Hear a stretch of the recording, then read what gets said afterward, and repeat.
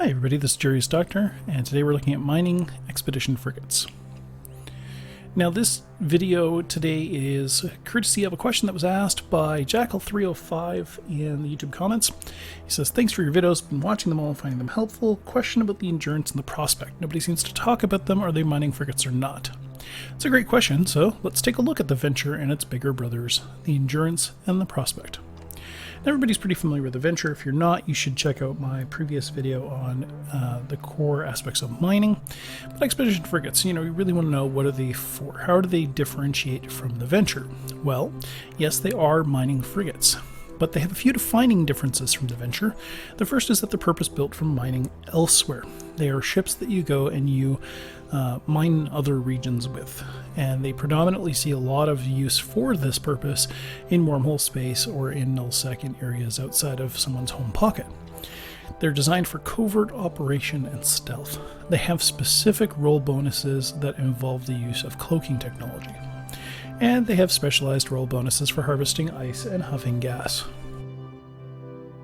Neither receives the Venture's +2 warp core stability bonus, which is primarily a benefit in low and high sec space, where you can go and you can mine in a belt in a Venture, and if somebody comes along and tries to attack you, well, you just warp off. Unless they've got a faction SRAM, it's unlikely you're going to be held down.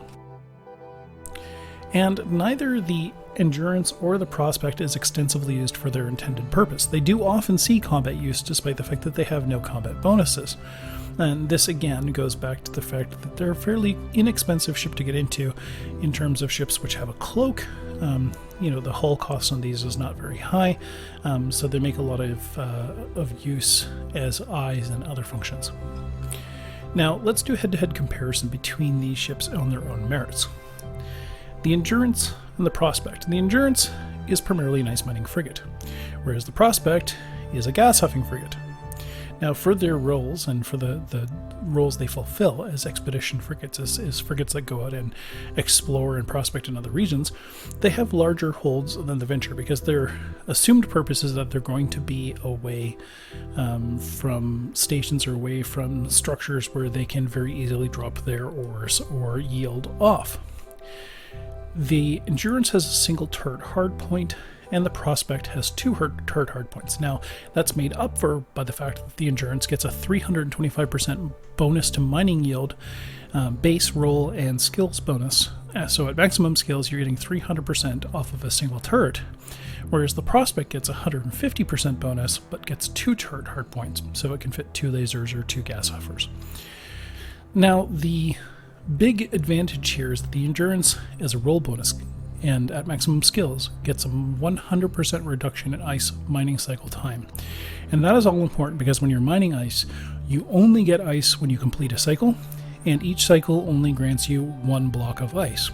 Each block of ice is 1 kilometer on a side, and the Endurance can hold 15 of them. So if you have maximum skills at maximum boosts, you're going to be able to mine a block of ice basically every 30 seconds, which means you'll fill the hold of this thing in 7.5 minutes. The Prospect, on the other hand, gets a big bonus to gas huffing, or to gas cloud harvesting.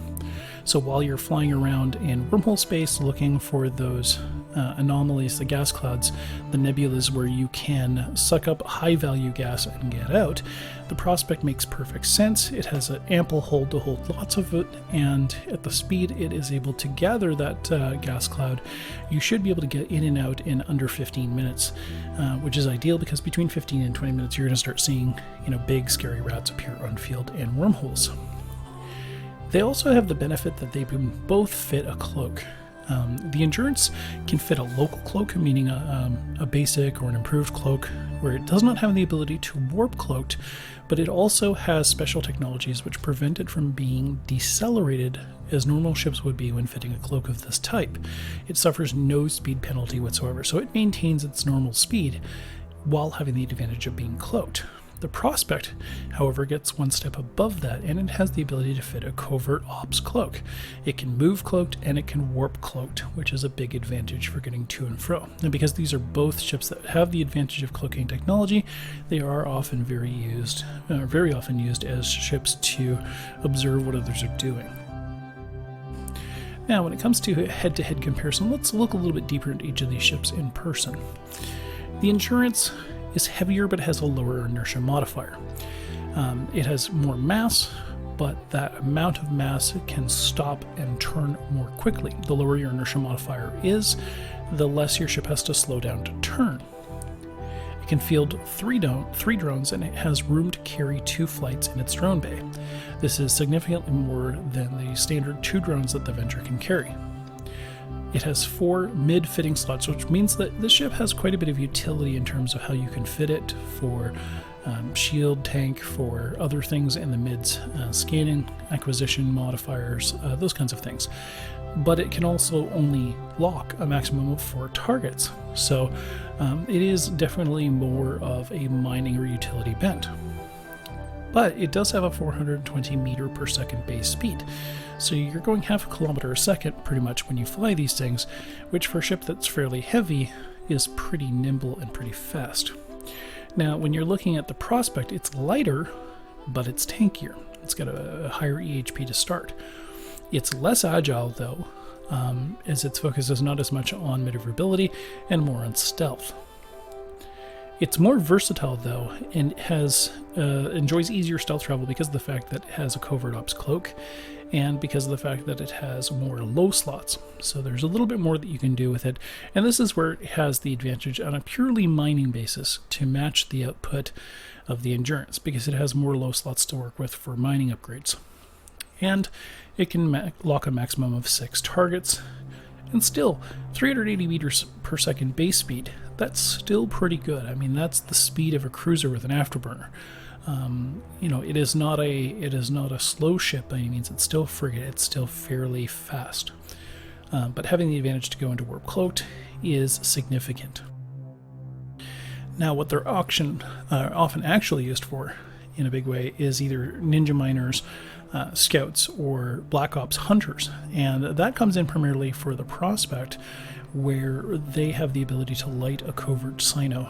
So in cases where somebody wants to have a quick-to-go covert cyno in and out, Prospects are often the ship of choice. So if you're operating in nullsec, you probably know this already, but if you're out and you've got a mining fleet out on grid, you have some Rorquals sieged up in industrial mode, and you suddenly see a Prospect enter system and cloak up, you know immediately that you should be fast forming your home defense fleet, because it's very likely you have Black Ops incoming.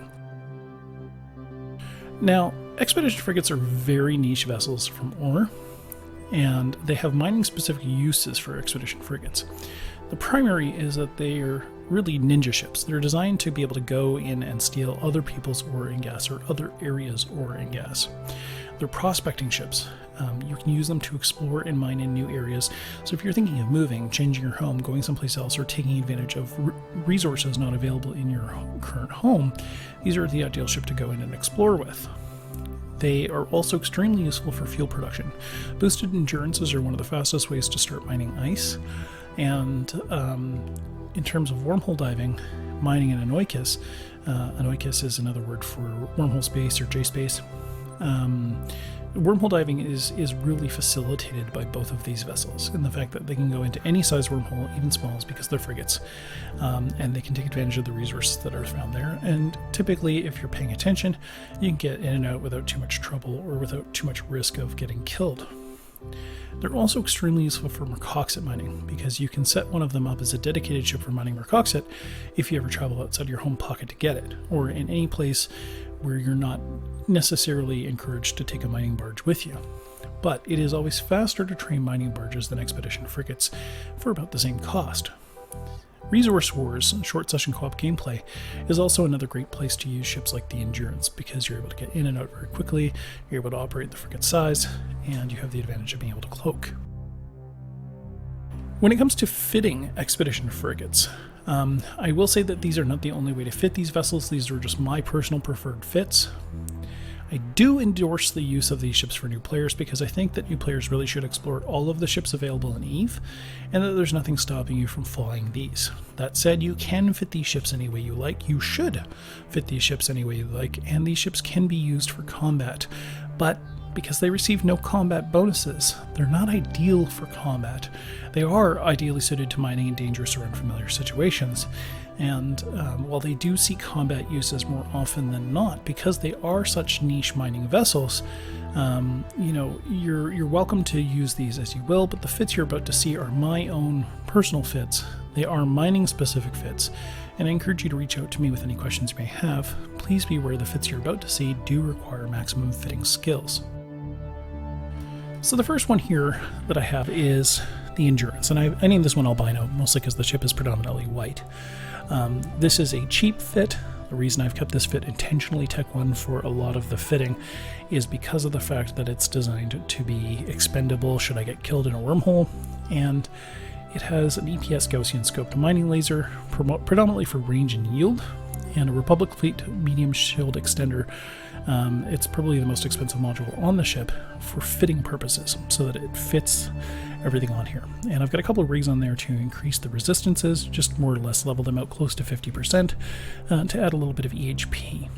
This is a great ship to mine in if you're going outside of your normal space, or going to go prospecting in systems you're unfamiliar with, or going wormhole diving for rarer ores. When it comes to mining Mercoxit, I use the Prospect, and this ship I leave fit in this specific way. You do absolutely need the processor overclocking rig and the coprocessor to make all of these things fit on this ship.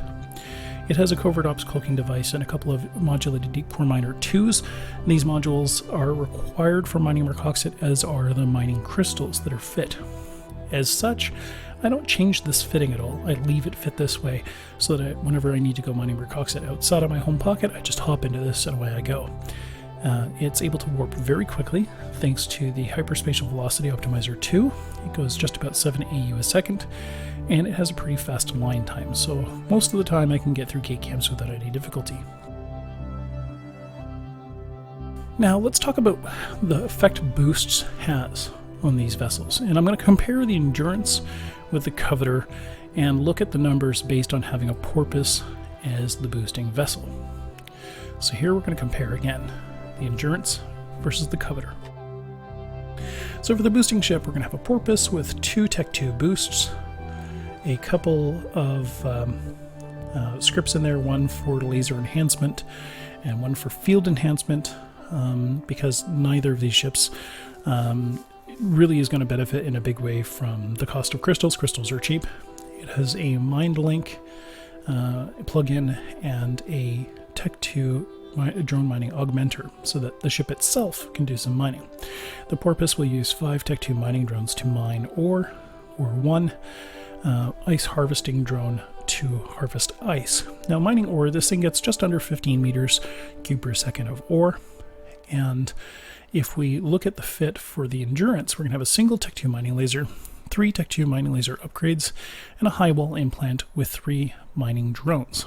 Now, fit this way, for ore with boosts, it's going to get 36 meters cubed per second of ore.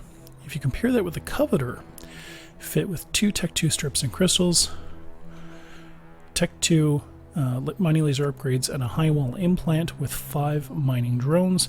Without boosts, it's going to do just a little bit less than that. But with boosts, the benefit of the mining barge is immediately seen. You get almost 20 extra meter cube per second under boosts with a Tech 2 fit Covetor, which is just a Tech 1 mining barge, and very easy and quick to get into. Now the rig that I have sort of pictured on here is just kind of an indication that there's a rig there, is an ice mining rig. And this gives you the ability to leave this Covetor fit this way and swap out for ice modules when you need to go mining ice. The Covetor does also get a cycle time reduction for mining ice, but it's nowhere near as great as that of the Endurance. Now when it comes to mining ice, the Endurance has a 30-second cycle time with maximum skills and good boosts, and it's able to mine 32.7 meter cube per second effectively. But really what it is the 30-second cycle time that's going to make the biggest benefit. Now, the Covetor has a cycle time close to a minute, but it still gets 51.5 meter per second cube. Now that 1 minute cycle time means that every minute you're going to get another block of ice. And the Covetor only has a 7,000 meter cube hold, which means every 7 minutes you need to dump that hold. In the same amount of time, roughly 7.5 minutes, you're going to fill the hold of the Endurance and get 15 cubes of ice for the same amount of time. So flying with 4 alts, 1 boosting, and 3 endurances, you're going to yield 6 times as much as if you were operating with Covetors for the same investment in time, which is why endurances are one of the best things to mine ice in. Now, if you're mining with the Porpoise as well, and you have a single ice harvesting drone out, you're going to get a little bit extra there too, a few blocks an hour. Now for buy time, when you're looking at, spending the money to buy these, you're looking at about 170 million ESC fit as described here for an Endurance, and about 165 million ESC for a single Covetor. So the price is actually fairly competitive for getting a lot better yield for ice, but if you're going to be mining ore, you want to go to a Covetor. And then the Porpoise itself is going to see a benefit of, being close to or a little bit above 250 million ESC per ship, but the huge impact that it has through its boosts on your efficiency in mining, in reducing cycle times for ice or increasing yield for ore, is it's going to pay itself off in a very short amount of time. And really, if you're going to be mining ore, stick to using Covetors and a Porpoise if you're operating in space where you don't necessarily want to be operating an Orca or something bigger. That's really, for ore, the best way to go. And really, you're not seeing a huge difference if you have the time to kill for mining ice in a Covetor. All told, yes, you're going to be operating much less quickly than if you were using endurances. But if you have the time to kill, if you had to pick just one ship to fly with a Porpoise, I would still say go to a Covetor, because its ability to mine ore at such a significantly higher rate with just a module refit means a big difference. And yes, I forgot to mention it, but I'm sure somebody will have pointed this out if I hadn't. You're going to use high wall implants for your miners and Yeti implants to mine ice in your miners. So you may want to have 2 separate clones set up with 2 separate plugins to really maximize your output. Thank you so much for your time and your attention in watching this video. I hope that this has answered some questions for you, Jackal305, and for anybody else who's watching this. Thank you very much. If you liked my video, if you like the questions that I've answered, or if you have questions you'd like to see answered, please feel free to throw your comments and questions in the comment section below. If you like the video, give me a thumbs up, and of course, if you know anybody who'd benefit from watching this, please feel free to share it to them. And I do have new videos coming out several times a month, so please feel free to subscribe and hit the little notification icon if you'd like to know when I've got my next video coming out.